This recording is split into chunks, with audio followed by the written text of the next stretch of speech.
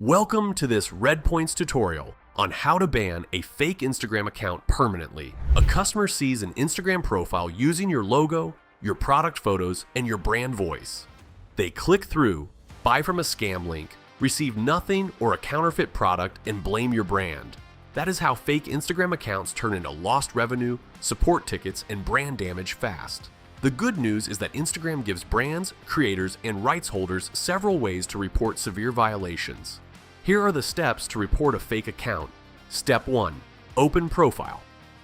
Open the Instagram app and navigate to the infringing profile. Note that we are opening the app from a desktop. On mobile, it might look a little different. Step 2. Report account. Click the three dots next to the account username, then click on Report. Step 3. Select reason. Instagram will ask you why you are reporting the account.